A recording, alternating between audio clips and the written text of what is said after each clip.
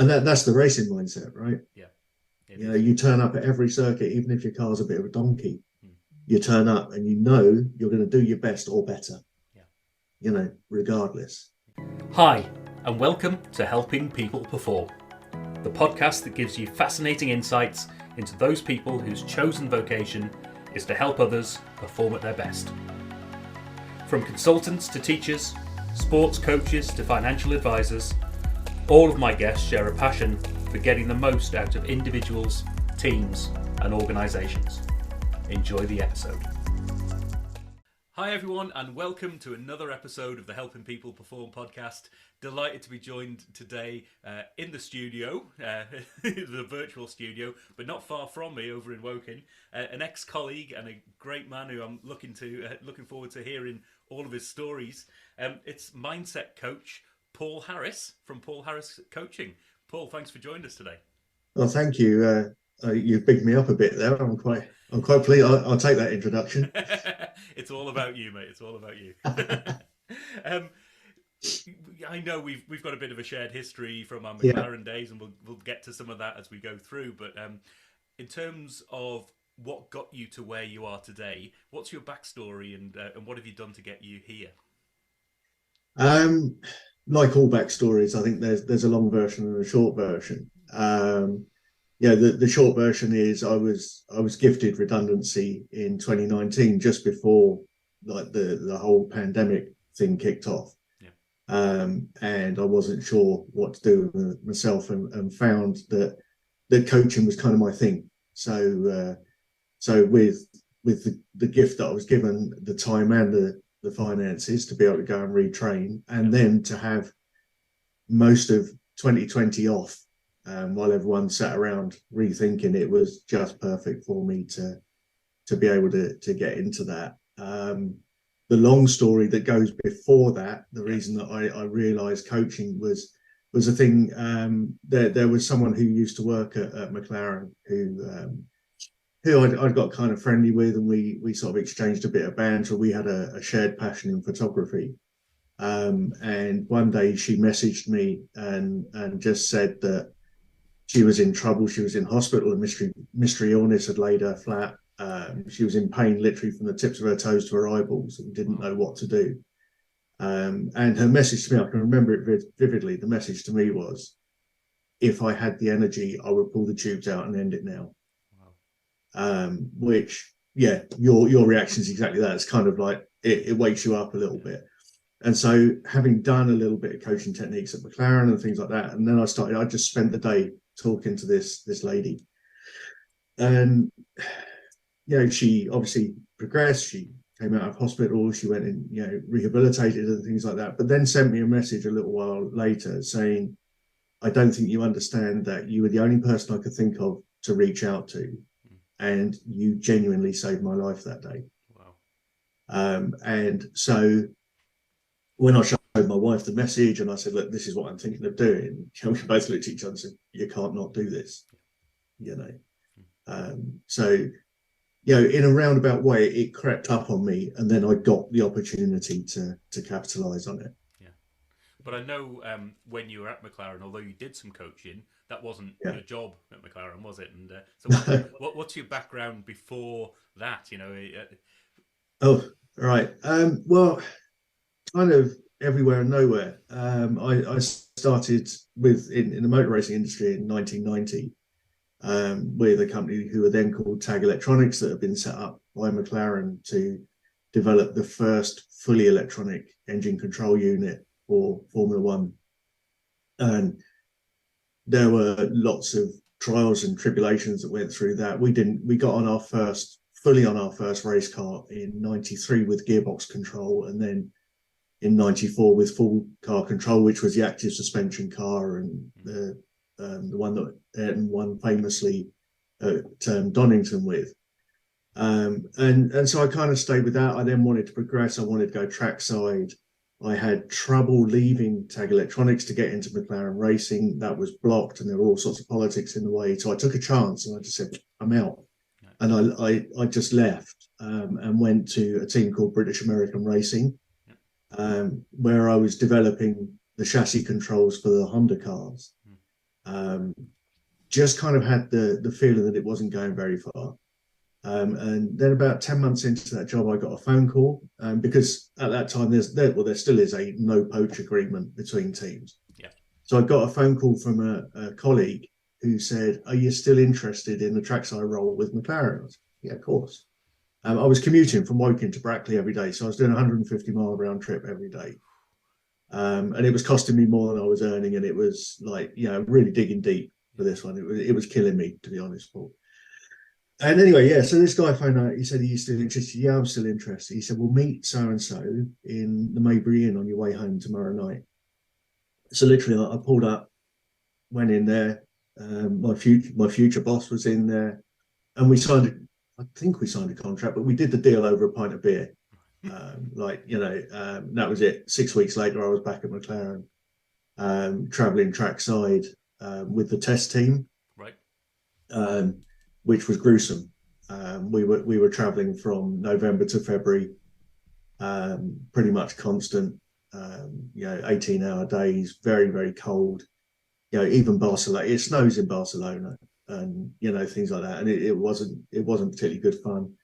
And then rearranged at McLaren at the factory, and I ended up being factory based, looking after the electronics on the race cars, like all the race cars. Yeah.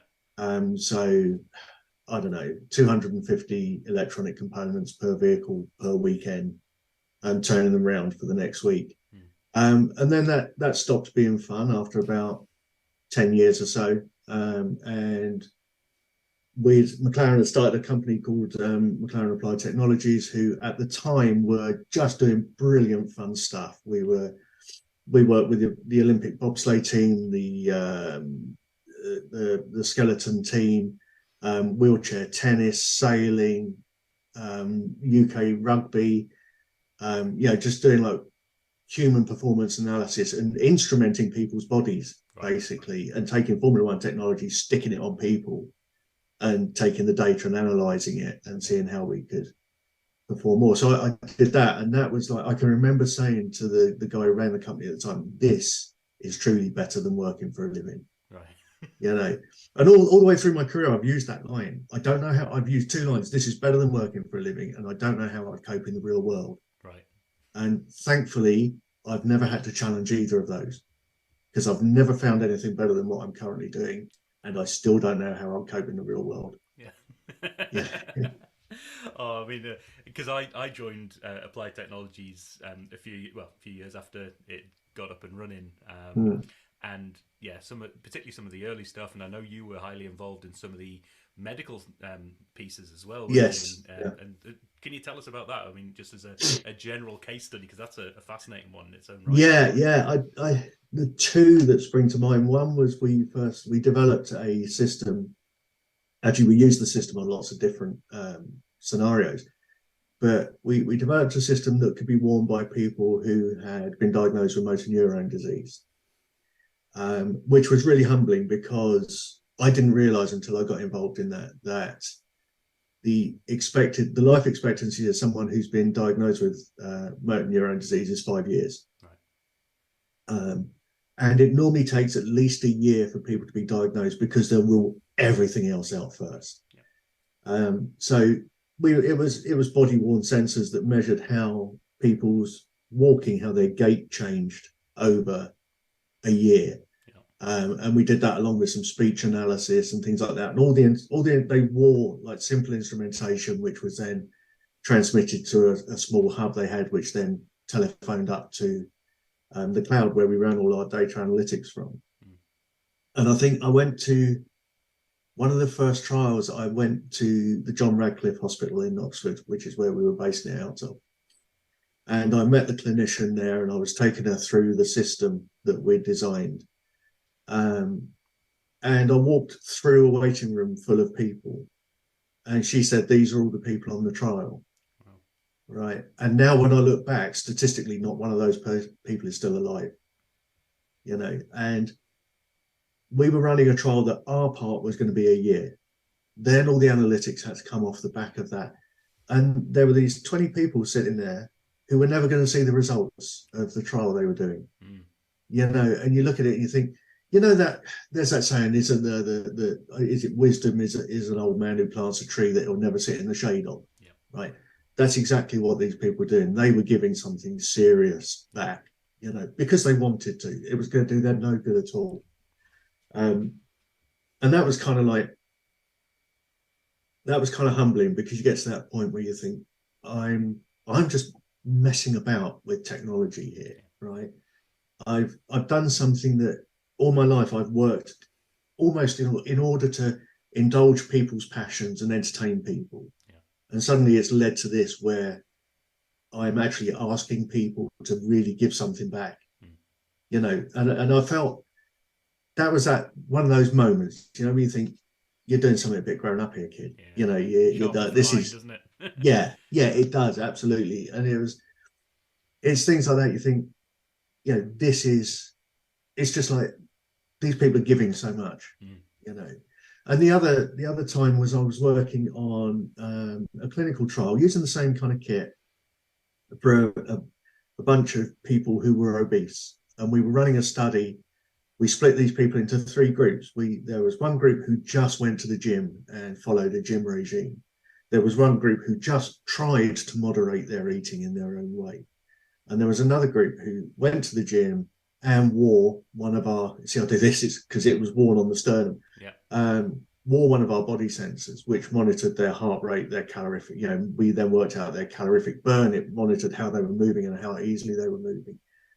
And these people they were unwilling participants almost. They didn't know what they were signing up for. And they had been, for want of a better way of putting it, they'd probably never achieved or won anything significant in their lives. Okay. And suddenly these people are seeing that they're losing weight faster than other people. They are becoming winners. So it was bigger than we're just creating a healthy life for them and we're re-educating them. And I remember one lady, I think my photograph with her is still in the McLaren brochure somewhere. And as she had type 2 diabetes. And so we were asking, like the heart rate monitors where you got the sticky on patches. We were asking them to wear those. And you had to wear one just down on your bottom of your rib cage and one up, so they were diagonally opposed.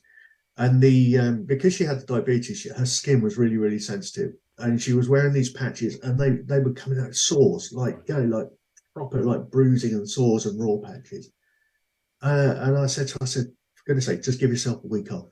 Just stop, And she was like, oh no, I can't do that. I've started this now. I'm going to finish. And she was literally finding new patches of skin to put these things on every week. And she was refusing, because she was just so invested in doing something good for herself, And again, looking at that, it's just helping someone to do something, to empower them to do something for themselves, and say, yeah, you can do this. Maybe that's what that's brought the coach out in me anyway, I guess. I guess that empathy's already been there, but those 2 things, of all the other things I've done, those are the 2 standout moments, I think. Oh, wonderful. That element of, you've taken, as you say, this passion, this hobby sport, which although it's a big business around it, it's generally a big business for hobbyists who just happen to have some decent funding behind them. But there's a lot of big business, but it is ultimately a hobby. And moving that and applying those thoughts and applying those methodologies and the technologies, like you've said, into other applications that really impact people. That's what I loved about the time for Applied as well. It's you're helping people by giving them a new perspective. And that's and that mindset, and that Formula One mindset in some ways is something that really helps people. So maybe that brings us nicely on to what you do today then. So tell us a bit more about Paul Harris Coaching. Who do you help, and how do you help them? Well, Paul Harris Coaching is based around the mindset that I built up in the motor racing business. I realised when I started coaching, a lot of coaches will go out there and they'll say, I've got a 12-step program. You're going to pay me this. You're going to do that. And this is what we'll achieve. And straight away, my winning mindset said, well, I don't want a 12-step program. I want 8. Right. I'm not going to, I'm going to fast track you. Right. This is no bullshit. We're going straight into it. Right. Yeah. And the people I speak the language of is people like myself. It is motivating professionals. Right.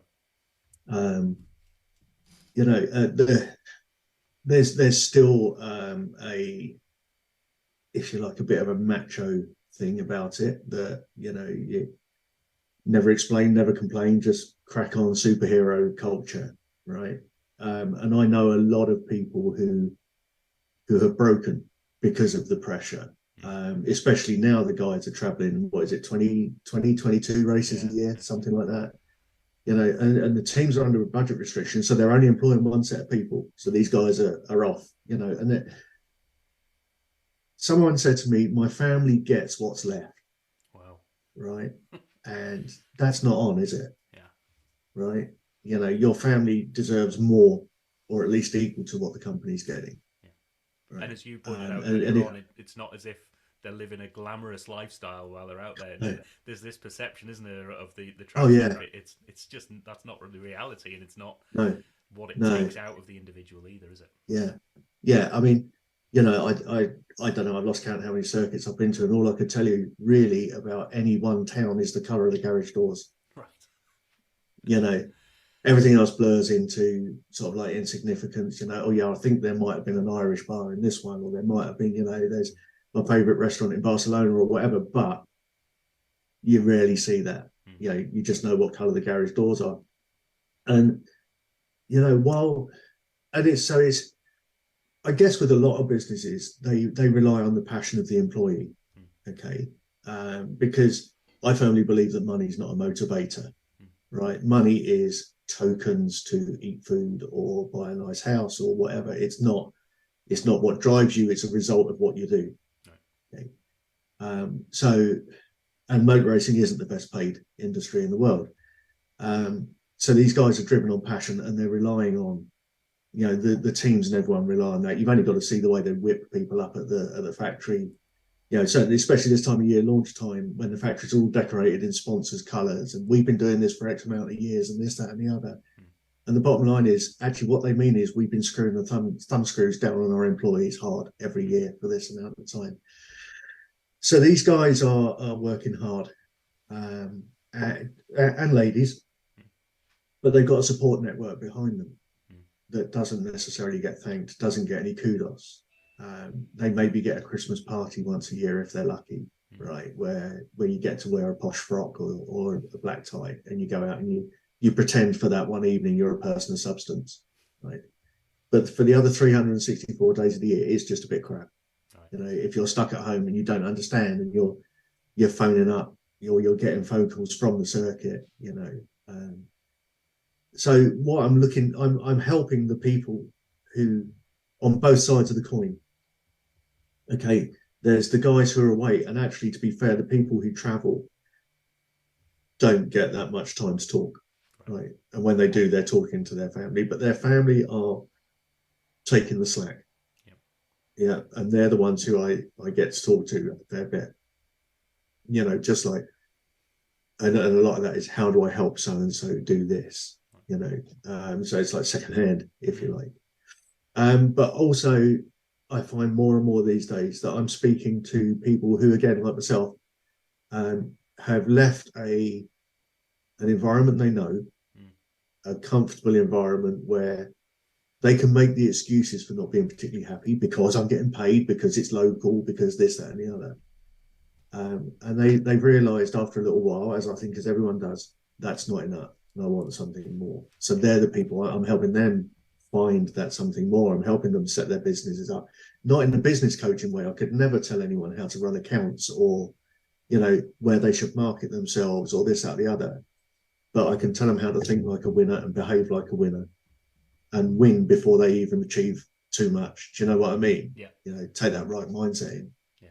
And that's the racing mindset, right? Yeah. You turn up at every circuit, even if your car's a bit of a donkey. You turn up and you're going to do your best or better, regardless. So yeah, they're the people. And how are you finding the experience for yourself? It's better than working for a living. And you And can't yeah, imagine I what. couldn't cope in the real world. Yeah. Yeah, do you know what? It's brilliant. It's brilliant. There's nothing better. You'll know this, I'm sure. There's nothing better than finish a meeting, having seen that light bulb come on in someone's eyes, Yeah. right?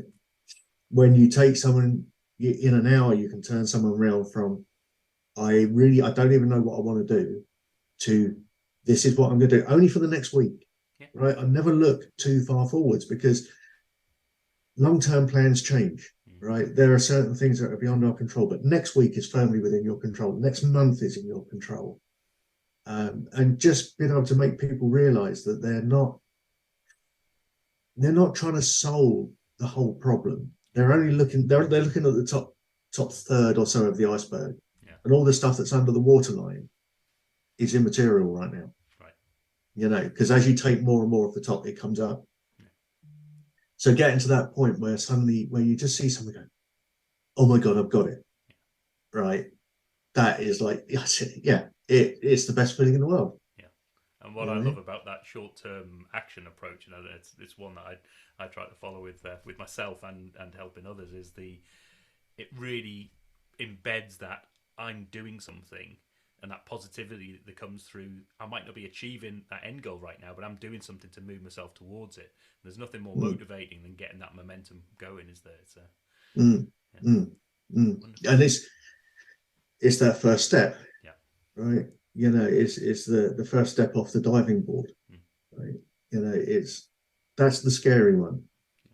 Once you're falling towards the water, you're on your way. Yeah. There's not like all you can do is change how you enter the water. Right.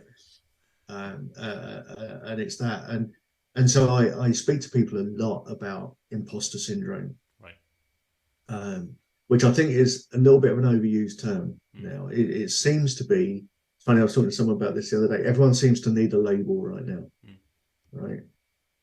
And imposter syndrome is a big one.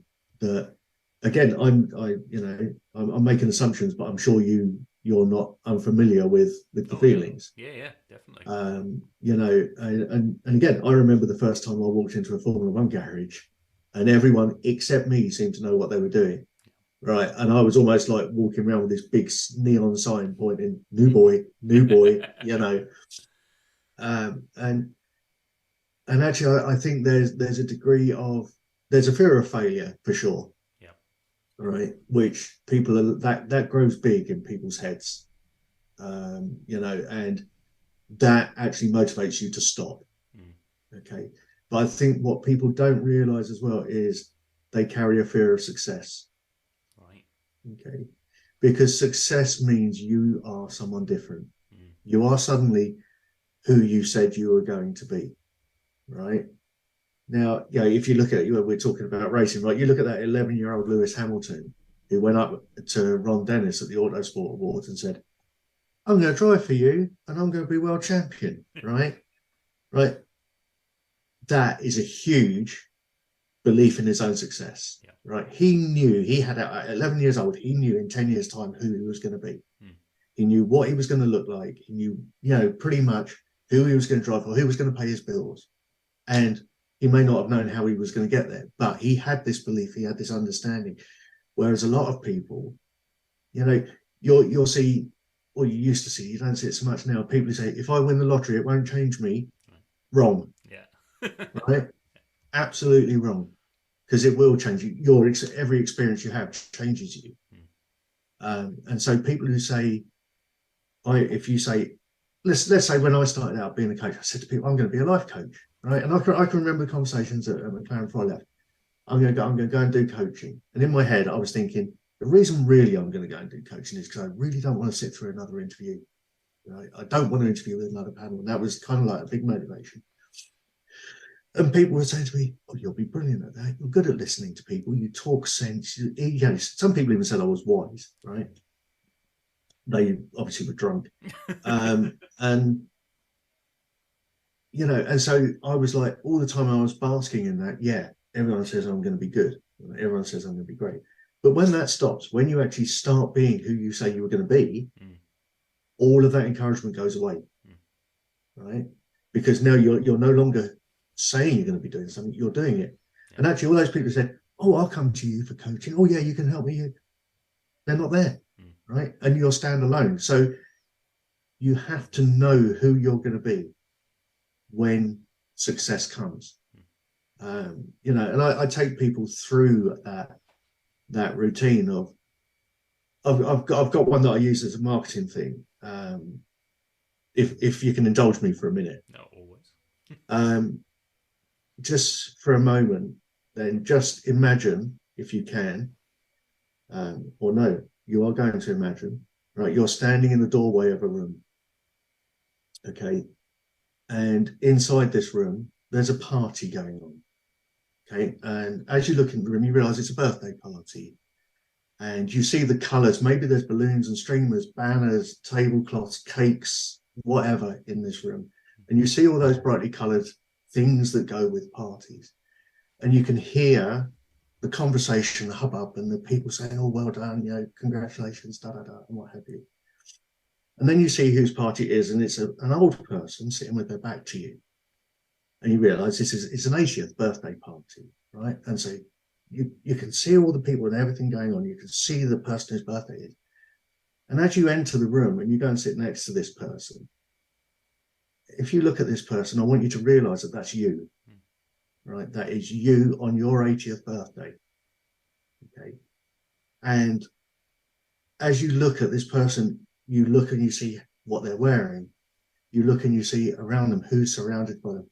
What's this person thinking? How healthy are they? What are they wearing? Where are they living? Who are they surrounded by? Okay. And all of that is governed by who you are now. Right. Okay. And what you choose to do when we switch this podcast on affects what that 80-year-old Paul Teasdale is going to look like. Okay. And that's where you then begin to lose the fear of success, because it gives you a goal. Yeah. Right. Now, with a following wind, you'll go on from that 80th birthday for another 15, 20 years, maybe. Right. But everything changes what you do. And this is what people starting up a business, right? We've all seen The Apprentice, we've seen Dragon's Den. People come on with a killing idea, right? And they all believe this is what they're going to do. Yeah. Okay. And then they get slated, they get sacked by Alan. Well, they get sacked by Alan Sugar, and then they sit in the taxi and say, "He's made the biggest mistake of his life. He da da da." Where are all those people now? Right? They didn't believe it. They didn't know who they were going to be. One or two, say, who've been on the Dragon's Den have gone and done it on their own. Right? But unless you have that absolutely clear vision of what you're going to be, and to come right back to your question, this is what I'm helping people see. Sorry, I rambled. No, mate, it's fascinating. I'd cut you off if too much. I know you too well. No, I mean that's those sort of exercise and the sort of things that it's great insight for people, and hope it's great insight for the audience as well, to think when you do go to a coach, this is some of the stuff that you can go through and some of the ways in which they can help. It's not all exercises and things like that. There's a lot of conversation, bits and pieces, but it's that element of helping people get over the fear of how do I go out and find help. When I hear about mindset coach, why should I engage with that? What am I going to get out of it? And hopefully that's given people some fantastic insights there. I hope so. Yeah. I hope so. Yeah. So if we switch it around a little bit, who helps you? How do you help yourself perform? Several ways. I read a lot. I'm currently reading a book called, actually I've got it here, not far away, a book called The Tools by Phil Stutz. Right. Now, there's a film on Netflix that was filmed by, all his name's there, isn't it? Jonah Hill. Yeah. Okay, about the psychiatrist? Is it? About the psychiatrist, yeah. So this is the book written by his psychiatrist and talking about the tools. And that I would recommend anyone read, right? Because it just changes your way of thinking. I have my own coach. There's no way I could expect to coach anybody without eating my own dog food, right? Yeah, you've got to have a coach. Life's too bloody complicated not to have one, right? And I want to be the best I can be. So I have a coach. Various other things I read. Trying to think, I'm just looking up in the bookcase to see where it is. The book that changed my life was one called The Subtle Art of Not Giving a. Yeah. Absolutely life changer, and just things like that. And I watch Jim Rohn podcasts. I watch Brene Brown podcasts. But inspiration comes from everywhere. Right? We're surrounded by wise, clever people, and sometimes they say stuff without even realizing it, and that goes in and it sticks. And it's the same with everybody. You can either listen to what is going on around you and take inspiration from it and turn it around in your own way to suit your narrative, or you can just ignore it completely. Okay. Yeah. So, yeah, that's kind of like, I suck inspiration from everywhere. Good stuff. Like a sponge. Yeah, Brilliant. 100%. Yeah. 100%. If you stop learning, you stop living, don't you? Yeah. What's the point? So if you had the opportunity to help any individual, team or organisation with the skill set that you've got, who would you want that to be? That's an interesting one. There's obviously a lot of my ex-colleagues that, I'm you can almost say, I know you need help, but they don't. They're still just too sucked into their own world. I've started reaching out to a few up and coming drivers now. There was a young lady who just posted on LinkedIn recently saying that she's just finished a season in Formula Women, which is like a talent contest thing. And I just reached out to her and I said, and I think a couple of our colleagues did as well, and said, this is me, this is what I do, love what you're doing at the moment. I love the way you're speaking, but if I can offer anything, please just get in touch. And that's a lot. It's daft because I have to hold back in me. Deep inside here, there's a compulsive helper. Yeah. Right. I know that one. Yeah. And that's not healthy. Yeah. Right. Because you try and help the unhelpable. And I learned to wind that back a little bit. But I cannot not encourage talent that I see. Right. And if someone like this young lady in the Formula W, her name's Jodie Sloss, go and look her up. She's doing really well.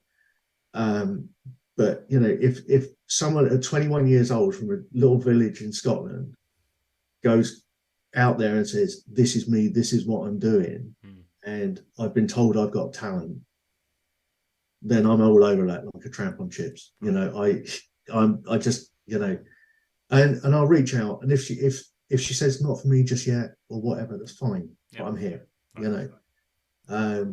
So who am I looking for? Anyone who knows that they have something and just want to be sure that they're doing the right thing. They want to satisfy their own mind. Right. Team-wise, any of the motor racing team, any of them, because again, I want to break through the bravado and the attitude and things like that, and make it real for these guys, and help them perform. Yeah, right. That's what it's all about, mate. That's what it's all about. Yeah. The drivers have coaches as well. They have physios, they have coaches, they have nutritionists. You name it, they have it. They've got someone doing their PR for them. They've got someone, brushing their hair, cleaning their teeth, and all that malarkey, ironing their clothes, right? There's blokes in the factory. There's, at McLaren, what are there, 3,000 people at MTC? Yeah. Okay. Not all of them work directly with the Formula One team, but there's 3,000 people who don't get that level of support. Okay. And if a driver with talent deserves that support, so does everyone else who's supporting them. Yeah. Wonderful, because I think that's a really important part of, yes, it's very visible because of the level of financial implications and initiatives and all the rest of it that goes along with that at the driver level, but everybody needs if they want to be high performance in whatever they do, then having someone who can help them along the way is only going to accelerate that, isn't it? Brilliant. And I'm going to switch the question around a little bit. So, who would you like to sit down with, have a coffee, have a beer, have a meal with, and learn from, so that your performance gets improved? That's interesting, because I've been very lucky. I've not sat down for coffees and beers, but I've spoken to a lot of influential and well-known people. I used to say that I've met everyone pretty much from Ozzy Osbourne to the Duke of Edinburgh. Right? Are they not the same person? I always thought. I think they possibly are. I think Never they saw them in the room together, did you? No, funny enough, never been seen next to each other. But I think in terms of, there's a couple of people that come to mind, but Ron Dennis for sure. Right. Not the Ron Dennis who ran McLaren. Okay. Not that single-minded Ron Dennis who, I want to talk to him today. Right. Okay. Because I know what he's up to right now. And I spoke to some of the guys who are still quite close to him recently, and I know that he's a whole different person. And I would like to know whether hindsight would change anything, whether he would change what he's done. I'd like to know how he stayed motivated, right? What drove him to what he's got, and actually how he compartmentalizes. When he left, were you at McLaren? Yep. That's why I left, yeah. Yep. So, and then he invited everyone who'd been there to a big do at the Albert Hall. Okay, and I don't know if you went or not, but there were, I don't know, 3,500 people there. Yeah. And the Albert Hall's a big place, right? And we all watched Cirque du Soleil, as we regularly did with Ron on his dollar, which was very kind of him. And then at the end of the performance, Ron walked on the stage. Now, Ron's a tall guy. He's, 6'2", 6'3", something like that. And he sat in the middle of this stage, right? And he always said, whenever he had a microphone in his hand, one of his first things he would say, which actually is a brilliant imposter syndrome: I'm not very good at public speaking. I hate doing this, right? Not the way to get your audience on side. So I'd like to have a chat with him about that. But then he sat there and he held, as he spoke about his time at McLaren, he held like silence in the room. 3,500 people he held in the palm of his hand. And I would just like to know how he can close the door on that chapter, right, and compartmentalize it and put it to one side and move on, single focus to doing something else now.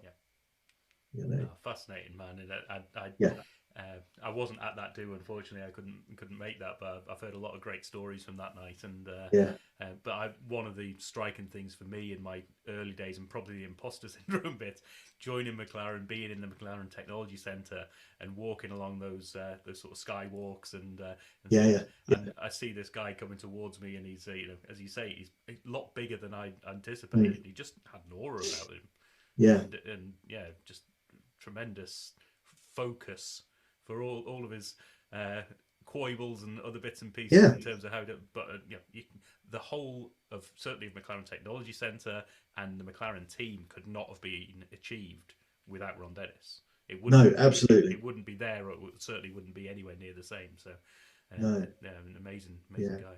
You said two people came to mind. Who's the second? The second was a guy who sadly passed away some time ago, which is why I'd like to spend time with him now. He was Bruce McLaren's race engineer.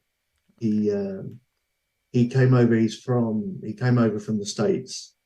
He studied at MIT. Came over, and he was working. I don't know who he was working with, but he was at Cooper's in Surbiton when Bruce was like doing stuff in the corner.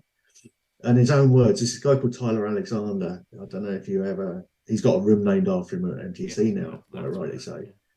But his words were, I'll send you a link to a video of his actually, but his words were, these guys seem to be onto something, so I think I'll stick around and see what they're doing, right?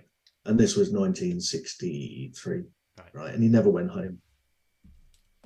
And so he hung around, and he was on the race team right up until retirement age, so about 60, and he was the one that everyone went to, right? But he never invited people in. He was sarcastic, irascible, wise, funny, just everything you'd expect from an old, wise American fella, right? And there was one time that, again, this is a moment that sticks, right? There was one time we were testing. I think it was Alex Verts was driving the car. I know we were in Barcelona because the doors were red, um, and he'd shunted massively. The car had completely annihilated itself. And so obviously you get that 5 or 10 minutes where everything's nice and calm before the car gets back to the garage, right? And I was sitting next to him. It was my car that had shunted. His car was okay, but obviously the circuit's red, so everyone stops. And I'm just scrolling through the data to see where the accident started to happen and what have you, and what had gone wrong. And moreover, was it my fault, or should I have picked something up that was wrong? And the car arrived, covers come off, it's dumped on the garage floor, and suddenly it's like someone kicked a wasp's nest. Right, everyone. And I had a lot of kit on the car, so I went over and I saw the number one mechanic, and I said, right, I need to get this off, this off, this off. Let me know when it's clear that I can get in there.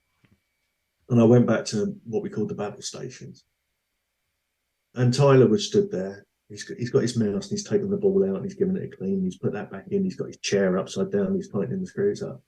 I said, Tyler, it's bloody chaos around there. And he went, yeah. And I said, doesn't this fire you up? Doesn't this get your adrenaline pumping? Don't you want to know what's going on? And he looked at me. And this is a strange thing, Paul. Everyone's at McLaren, for some reason, called me Mr. Harris. I don't know why, right? But everyone did. And Tyler just looked at me straight in the eye. He said, Mr. Harris, he said, we're all only born with so many heartbeats and none of us know how many there are. So it'd be an awful shame to waste any of them. Right? And that's the guy, and if I could go back, and he's told me countless stories of simple things, like when he was sharing a flat with Bruce McLaren, how they like Bruce turned up one day with those rubber showers that you put on the taps, and things like that. And he was saying how they were all like, whoa, and Ty's going, shit, we got them in the wall, and things like that, and just his take on life, a guy who had been there, seen it, done it, and his take on life was still so level and so sensible that he would ask you why you thought the need to do something, and would just stand there and wait for you to come up with an answer, But he would also take no prisoners. Just very quickly, this is one that him and my daughter keep referring to. There was a guy in the garage who had a slight stutter, and when he was under pressure, not more of a stand, he just delayed his words. It wasn't an affliction as such. I'm not saying we bash people like that, of course, but there's something that had gone wrong. I can't remember what it was, and Tyler was talking to this guy, and he could be quite imposing. He was saying, "What happened? Who let this happen?" Da da da da da. And this engineer was going to Tyler. He was trying to say who did something, but he just kept going who like that. And Tyler just stopped me. I'll stop you right there. Who? What are you, a fucking owl? So he would cut you dead like that as well. And I think that's where I get my no bullshit approach to coaching from. Right. Let's cut out the excuses. Let's cut out this, that, and the other. Let's lay it flat and be honest with each other. Wonderful. Oh, I mean, there's so many stories we could talk for hours, I'm sure, which maybe brings us nicely to the last bit, which is how do people find out more if they want to hear more of these stories, if they want to get in touch with you and start that coaching conversation and understand their mindset. How do they get in touch with you? Okay, probably the easiest thing to do is to go through LinkedIn and drop me a line on there. I've got a Paul Harris coaching page and a Paul Harris page. Right. I'm contactable through both. The content on both is pretty much the same. Website, paulharriscoaching.com. Social medias are all Paul Harris Coaching. So either drop me an email through the website at paulharriscoaching.com or through LinkedIn is probably best. Social stuff tends to get lost in the noise. Right. Okay. So, So LinkedIn, the best one, and more information on the website. I'll make sure those links are in there for everyone to get in touch. Appreciate that. Oh, mate, we could talk for hours, I'm sure, but really appreciate your time today, and thanks so much for being on the show, Paul Harris. No, thank you very much. Thank you very much. It's been a pleasure. Sorry if I waffled a bit. No, it's all good value, mate. Love it. Bye now. Cool. Cheers. Thanks for listening to today's episode. If you liked what you heard, then please give the podcast a rate, review, and share. I'm Paul Teasdale, and from sausage making to banking, oil and gas to Formula One, I help people perform. If you'd like to find out more and have a conversation, contact me via helpingpeopleperform.com.